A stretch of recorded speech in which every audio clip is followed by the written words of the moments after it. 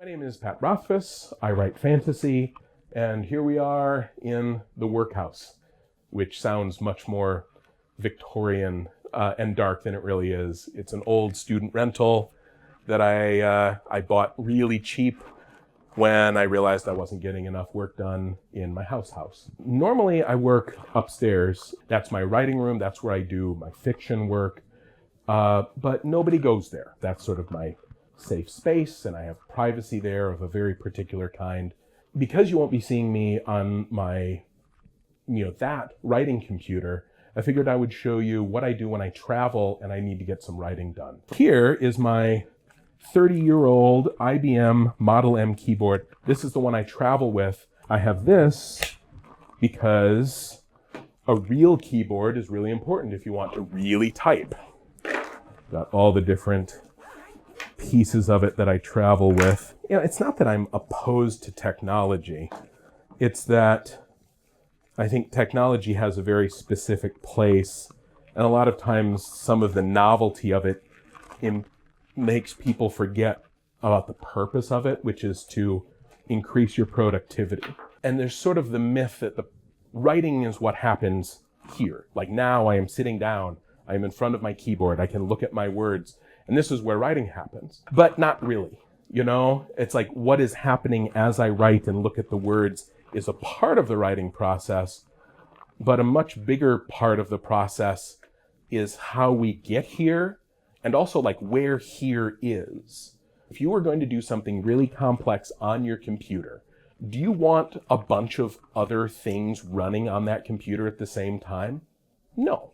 It's like you don't want to try to play a real processor intensive game while you're already trying to do like video rendering. Your computer is going to bog down. It will not be as efficient doing the main thing you're trying to do. Similarly, I need quiet, and I need solitude, and I need peace of mind. And I think all authors need, effectively, if not peace of mind, they need to get their heads in the right place. I need quiet because I'm easily distracted. I need to know that nobody is going to bug me. And that is why we're not upstairs in my real writing room, because the way I settle my head there is everyone knows that I am not to be bothered. I shut down all external processes and I go to the madness place, hopefully. And then I come back with good writing. Specifically today, I could work on my third book here, but you would see things that are really, it's the literary equivalent of the nuclear launch codes. So instead, this is another type of writing that I do. I maintain a pretty active blog, talk about my kids, I talk about writing, talk about conventions that I go to. One of the big things that I've ended up doing kind of accidentally over the last couple of years is a charity called World Builders. I started it accidentally on the blog and it took off. And at this point, we have like a whole facility, and World Builders employs 6 people, and we've raised like almost $4 million for various charitable causes. And we're gearing up for our big end of the year event that starts in November. And so I need to think a little bit about how I'm going to introduce the charity this year. How am I going to, write that kind of inaugural blog? I have to kind of sell the concept of Heifer International, which is the charity we raise money for. We need to kind of talk to them about that and explain why it's an awesome thing and why they do good work. Before we actually launch the fundraiser, we're probably going to do like a teaser blog to say, it's coming up. Hey, if you're an author and you want to send us a book, that's signed, we'll show off your book and people have a chance of winning it and they can donate. I'm getting ready to write a teaser blog. This is all kind of, it's actually not very dissimilar from a novel because this isn't a blog that I'm writing. It's actually part of a much bigger thing, and all of these things come together to kind of form a narrative. And we give people who are really into it the opportunity to do some different things, to be engaged in different ways. A lot of the money that we raise comes from maybe college students that only have 10 or 20 or $30 to give, but it really adds up. What these people do have is friends, and they're on social media. A lot of them are like way smarter and on way different types of social media that I'm not on. And so some of them will kind of like rally their own troops. This new website that we're using for this fundraiser allows people to actually go and create their own team. So we're encouraging people to go and create their own teams. A young girl did this last year. She was like 9 years old, and she knew about my books, and her parents introduced her to this concept of world builders and Heifer International. She got her parents to like help her shoot this video, and everybody found it so charming that they like jumped in, and a lot of people donated again just to help her. She's like, I want to raise enough to buy a family a cow.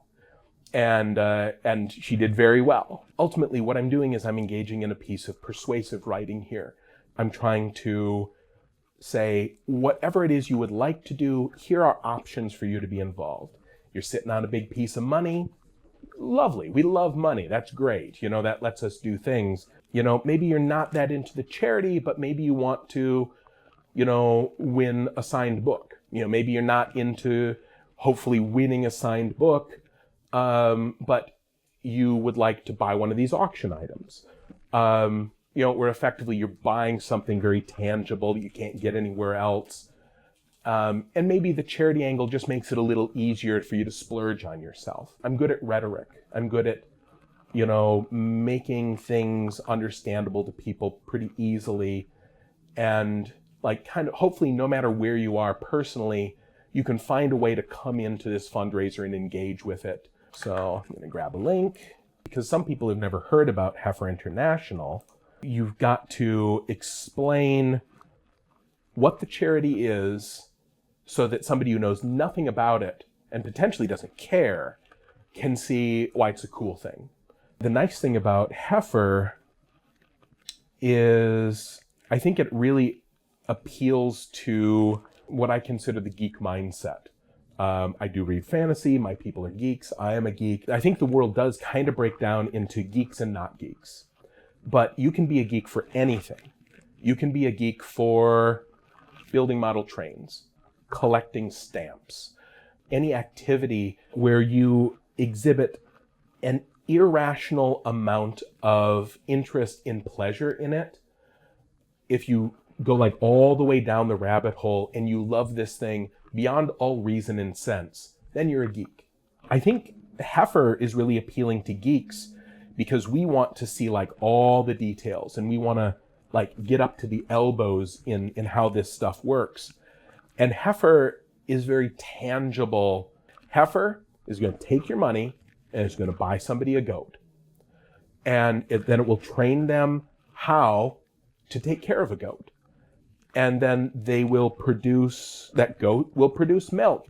And anyone can get how like milk going into children is a good thing. And then I close the deal because I tell you that Heifer International not only teaches these people how to take care of goats and how to pen them and how to feed them, but it teaches people to teach their neighbors how to take care of a goat and build a pen and grow food that the goats will eat.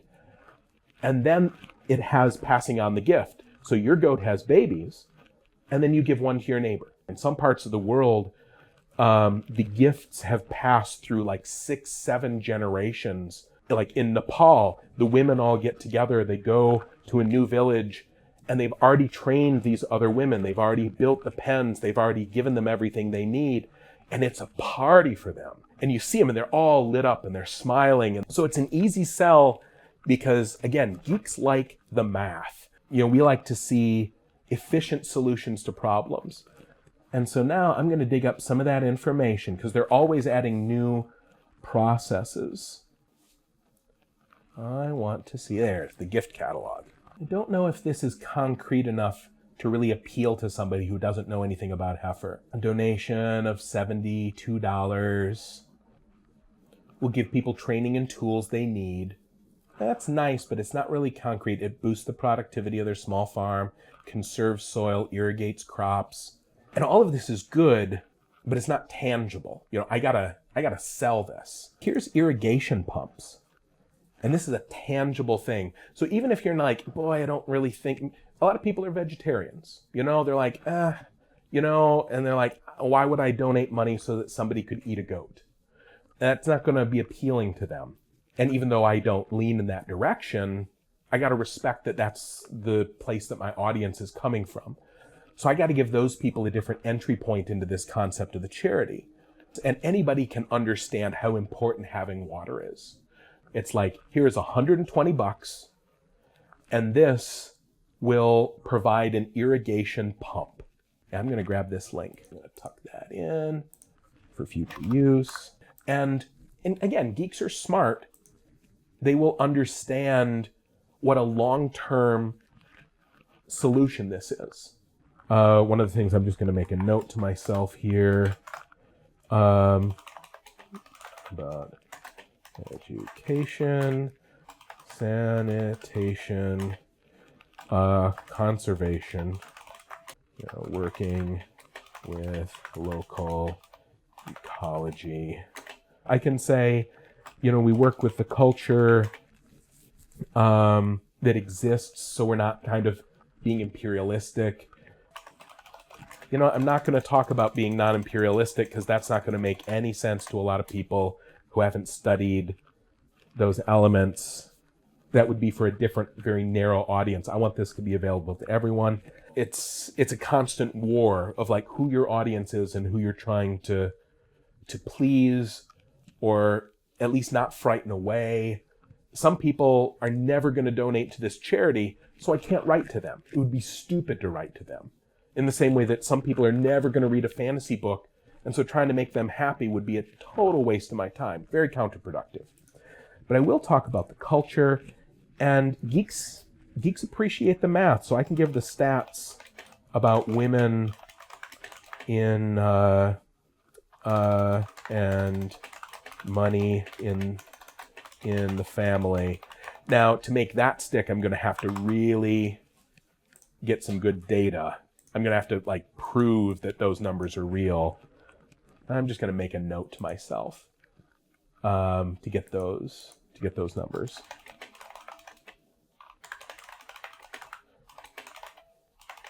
And prove they're good. That'll be hard. That'll be a hard sell to some people.